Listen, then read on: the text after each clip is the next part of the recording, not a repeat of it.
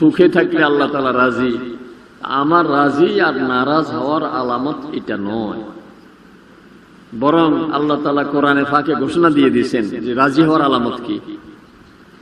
ইন্নাল্লাযীনা আমানু ওয়া আমিলুস সালিহাত সায়াজআলু লাহুমুর রাহমানু উদ্দা। যার কাছে ঈমানের দৌলত আছে, কত বড় দৌলত এটা আমার আর আপনার খবর নাই। একজনের মোবাইল 700 টাকা দিয়ে কিনছে, 500 টাকা দিয়ে কিনছে, একবার সস্তা একটা মোবাইল, ভিতরে সিম আছে। এই মুহূর্তে আমেরিকা কথা বলতে পারে, কি বলেন, পারে তো? সৌদি আরব কথা বলতে পারে, নিজের আত্মীয় স্বজনের সাথে কথা বলতে পারে, কারণ ভিতরে সিম আছে। আর আরেকজনের খুব দামি সেট, 60,000 টাকার 70,000 টাকার সেট, ভিতরে সিম নাই। এই ঘরে আর ওই ঘরেও কথা বলা যাবে। আমার আর আপনার ভিতরে ঈমানের সিম আছে। আমি এই মুহূর্তে বলি সুবহানাল্লাহ, জান্নাতের মধ্যে গাছ লাগিয়ে গেছে। সুবহানাল্লাহ, সুবহানাল্লাহ। কোথায় গাছ লাগতেছে? জান্নাতে, কারণ ভিতরে আমার ঈমানের সিম আছে। কত দামি জিনিস আমার কাছে। আপনি মোবাইল রেখে দিয়েছেন টেবিলের উপরে, ওয়ার্ড্রোবের উপরে। মোবাইল অনেক সময় সাইডে থাকলে, রিং হইতে থাকলে কাঁপতে কাঁপতে পড়ে যায়।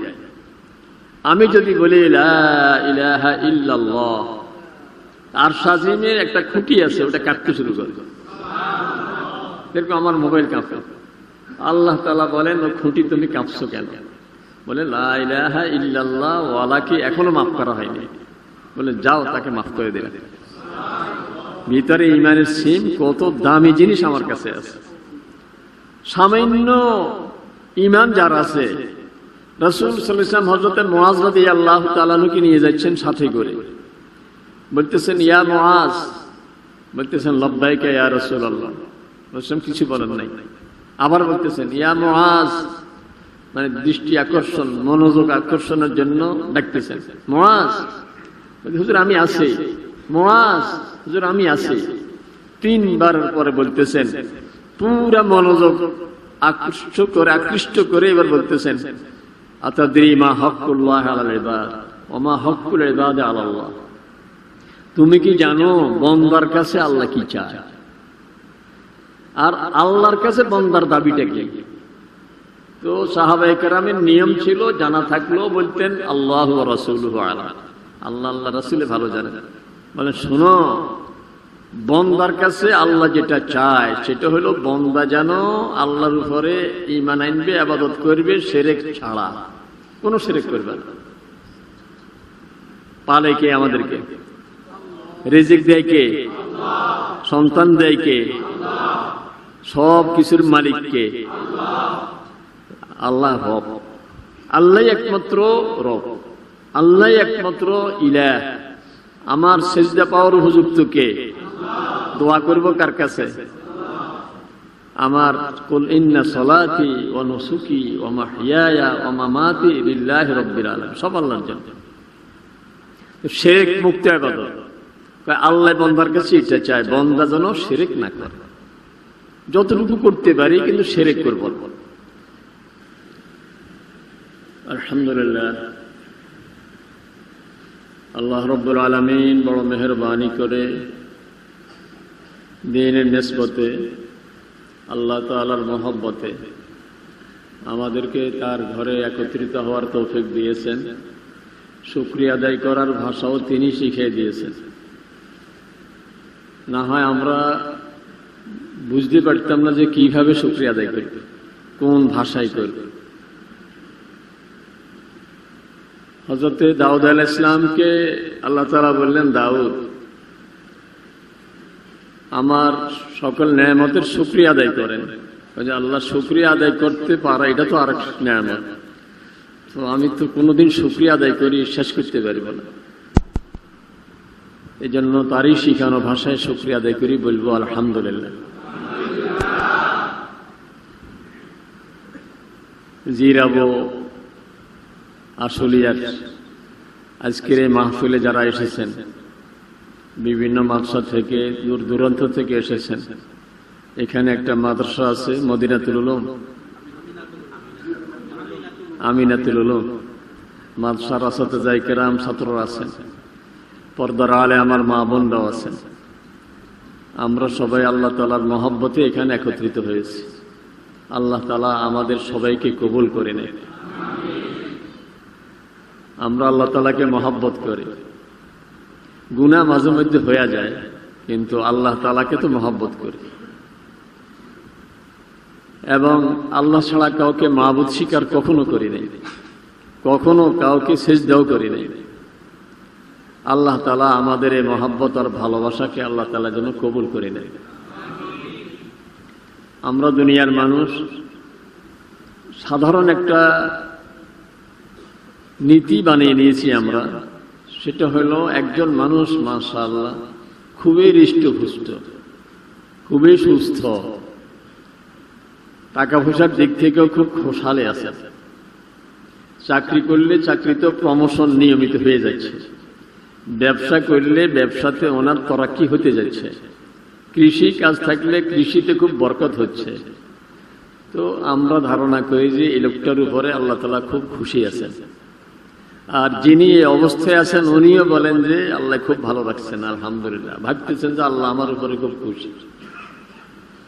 যিনি শারীরিকভাবে খুব অসুস্থ, ঘরে বিবি অসুস্থ, ছেলে মেয়ে অসুস্থ, চাকরিতে খুব সমস্যায় পড়ে গেছেন, বস নারাজ হয়ে গেছে, চাকরি যায় অবস্থায়, ব্যবসা কোনো ভালো সুবিধা হচ্ছে না, কিছু কৃষি কাজ টাজ করলেও ভালো ফলন হচ্ছে না, তো বলতেছেন যে আল্লাহ তাআলা আমার উপরে নারাজ হয়ে গেছে। তো আল্লাহ তাআলা নিজে বলেন, ফাআম্মাল ইনসানু ইযা মাবতালাহু রাব্বুহু ফাআকরামাহু ওয়া না'আমাহু ফায়াকুলু রাব্বি আকরামান। মানুষের অবস্থা হলো যখন একটু সুখ শান্তিতে থাকে তো সে বলে যে আল্লাহ আমারে খুব ভালো রাখছে, আল্লাহ আমারে খুব পছন্দ করে। ওয়া আম্মা ইযা মাবতালাহু ফাকাদারা আলাইহি রিজকাহু ফায়াকুলু রাব্বি আহানান। কিন্তু বিপরীতটা যদি হয়, অসুস্থ, চাকরিতে সমস্যা, ব্যবসা বাণিজ্যে সমস্যা, তো সে বলে যে আল্লাহ আমার উপর নারাজ হয়ে গেছেন। আল্লাহ তাআলা বলেন, কাল্লা, কোনদিন কথাটা ঠিক নয়। আমার রাসূল সাল্লাল্লাহু আলাইহি ওয়াসাল্লামের ঘরে 2 মাস একাধারে চুলাতে আগুন জ্বলে নাই, এমন লোক কি বাংলাদেশে খুঁজে পাওয়া যাবে? 2 মাস চুলাতে তার আগুন জ্বলে না। যেদিন রাসূল সাল্লাল্লাহু আলাইহি ওয়াসাল্লামের ইন্তেকাল হয়েছে এর আগের রাতে রাসূল সাল্লামের ঘরে চেরাগ দেওয়ার মতো কোনো ব্যবস্থা ছিল না।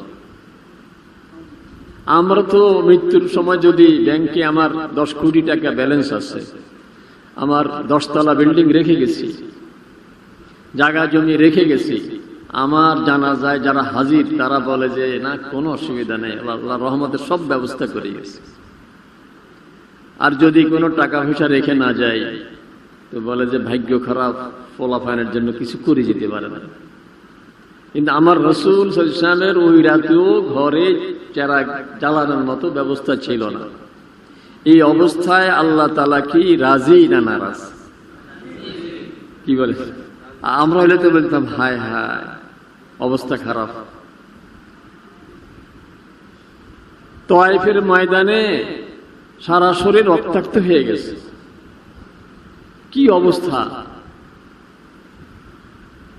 এই অবস্থায় আমরা যদি কেউ পড়তাম যে আল্লাহ তাআলা আমাকে এত মার খাওয়াচ্ছেন কেন, আল্লাহ তাআলা আমার উপর নারাজ হয়ে গেছেন, কিন্তু ওই মুহূর্তে আমার রাসূল সাল্লাল্লাহু আলাইহি ওয়াসাল্লামের উপরে আল্লাহ তাআলা কি রাজি না নারাজ?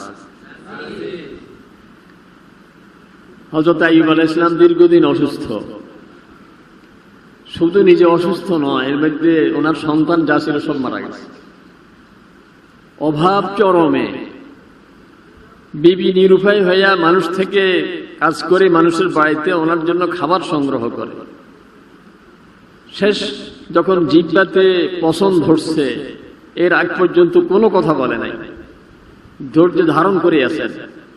জিহ্বা যখন পছন ধরছে, এখন চিন্তা করছেন যে এখন জিকির করব কিভাবে, তখন গিয়ে বলতেছেন, রব্বি ইন্নী মাসানিয়াদ দুররু ওয়া আনতা আরহামুর রাহিমিন। আয় আল্লাহ, আমার তো এবার খুব বেশি বিপদ হয়ে গেছে, আমি তো জিকির আর করতে পারবো না। আয় আল্লাহ আপনি আরহামুর রাহিমিন। বিবি গেছেন খাবার আনতে, এসে দেখে এত সুন্দর একজন মানুষ বসে আছে। বলতেছেন যে ভাই আমার একজন রোগী এখানে রেখে গেছিলাম, ওনাকে কে নিয়ে গেছে এখানে? কই গেছেন উনি? আমার রোগীটা কই? বলে যে আমি তো সেই রোগী। বলে কি বলেন, আপনি এত সুন্দর হয়ে গেছেন, এত ভালো হয়ে গেছে। বিবি খাবার আনতে গেছে, উনি আল্লাহর কাছে একটু ফরিয়াদ জানাইছেন, আল্লাহ তাআলা সাথে সাথে জিবরাইল আলাইহিস সালামকে পাঠিয়ে দিয়েছেন। উরকুদ বিরিজলিক, যে জায়গায় আছেন উঠতে পারতেছেন না, বসে অবস্থা পায়ে দিয়ে একটু লাঘাত করেন, মাটিতে একটু লাথি মারেন। হাদা মুগতাসালুন বারিদুন ওয়া শারাব, আপনি পায়ে আঘাত করবেন, সাথে সাথে পানি বের হয়ে যাবে। কিছু পান করবেন, কিছু দিয়ে একটু গোসল করে নেবেন, সমস্ত রোগ ভালো হয়ে গেছে। এই যে দীর্ঘ 18 বৎসর এত কষ্ট পাচ্ছেন, আল্লাহ তাআলা কি রাজি না নারাজ? তাহলে আমরা যে ধারণা করতেছি যে আমি কষ্টে থাকলে আল্লাহ তাআলা নারাজ, আমি সুখে থাকলে আল্লাহ তাআলা রাজি, আমার রাজি আর নারাজ হওয়ার আলামত এটা নয়। বরং আল্লাহ তাআলা কোরআনে ফাঁকে ঘোষণা দিয়ে দিয়েছেন যে রাজি হওয়ার আলামত কি। ইন্নাল্লাযীনা আমানু ওয়া আমিলুস সালিহাত সায়াজআলু লাহুমুর রাহমানু উদ্দা, যার কাছে ঈমানের দৌলত আছে। কত বড় দৌলত, এটা আমার আর আপনার খবর নাই। একজনের মোবাইল 700 টাকা দিয়ে কিনছে, 500 টাকা দিয়ে কিনছে, একবার সস্তা একটা মোবাইল, ভিতরে সিম আছে। এই মুহূর্তে আমেরিকা কথা বলতে পারে, কি বলেন, পারে তো? সৌদি আরব কথা বলতে পারে, নিজের আত্মীয় স্বজনের সাথে কথা বলতে পারে, কারণ ভিতরে সিম আছে। আর আরেকজনের খুব দামি সেট, 60,000 টাকার 70,000 টাকার সেট, ভিতরে সিম নাই। এই ঘরে আর ওই ঘরেও কথা বলা যাবে। আমার আর আপনার ভিতরে ঈমানের সিম আছে। আমি এই মুহূর্তে বলি সুবহানাল্লাহ, জান্নাতের মধ্যে গাছ লাগিয়ে গেছে। সুবহানাল্লাহ, সুবহানাল্লাহ। কোথায় গাছ লাগতেছে? জান্নাতে, কারণ ভিতরে আমার ঈমানের সিম আছে। কত দামি জিনিস আমার কাছে। আপনি মোবাইল রেখে দিয়েছেন টেবিলের উপরে, ওয়ার্ড্রোবের উপরে। মোবাইল অনেক সময় সাইডে থাকলে, রিং হইতে থাকলে কাঁপতে কাঁপতে পড়ে যায়। আমি যদি বলি লা ইলাহা ইল্লাল্লাহ, আর সাজিমের একটা খুঁটি আছে, ওটা কাঁপতে শুরু করে, দেখো আমার মোবাইল কাঁপে। আল্লাহ তাআলা বলেন, ও খুঁটি তুমি কাঁপছো কেন? বলে লা ইলাহা ইল্লাল্লাহ ওয়ালাকে এখনো মাফ করা হয়নি। বলে যাও, তাকে মাফ করে দিলেন। ভিতরে ঈমানের সিম, কত দামি জিনিস আমার কাছে আছে। সামান্য ঈমান যার আছে, রাসূল সাল্লাল্লাহু আলাইহি ওয়াসাল্লাম হযরত মুআজ রাদিয়াল্লাহু তাআলা আনহুকে নিয়ে যাচ্ছেন সাথে করে, বলতেছেন ইয়া মুআজ, বলতেছেন লাব্বাইকা ইয়া রাসূলুল্লাহ। রাসূল কিছু বলেন নাই। আবার বলতেছেন ইয়া মুআজ, মানে দৃষ্টি আকর্ষণ, মনোযোগ আকর্ষণের জন্য ডাকতেছেন, মুআজ। হুজুর আমি আছি, মুআজ, হুজুর আমি আছি। 3 বার পরে বলতেছেন, পুরা মনোযোগ আকৃষ্ট করে এবার বলতেছেন আতাদরি মা হকুল্লাহ আলাল ইবাদ ওয়া মা হকুল ইবাদ আলাল্লাহ।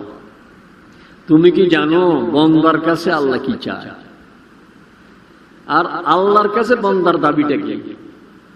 তো সাহাবায়ে কেরামের নিয়ম ছিল, জানা থাকলেও বলতেন আল্লাহু ওয়া রাসূলুহু আলাম, আল্লাহ আল্লাহ রাসূল ভালো জানেন।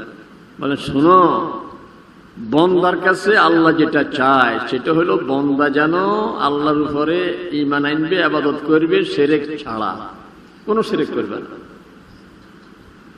পালে কে আমাদেরকে? রিজিক দেয় কে? সন্তান দেয় কে? সব কিছুর মালিক কে? আল্লাহ রব। আল্লাহ একমাত্র রব, আল্লাহ একমাত্র ইলাহ। আমার সিজদা পাওয়ার উপযুক্ত কে? দোয়া করব কার কাছে? আমার কুল ইন্না সলাতি ওয়া নুসুকি ওয়া মাহইয়ায়া ওয়া মামাতি লিল্লাহি রাব্বিল আলামিন, সব আল্লাহর জন্য। শিরক মুক্ত ইবাদত। আল্লাহ বান্দার কাছে এটা চায়, বান্দা যেন শিরক না করে। যতটুকু করতে পারি কিন্তু শিরক করব না।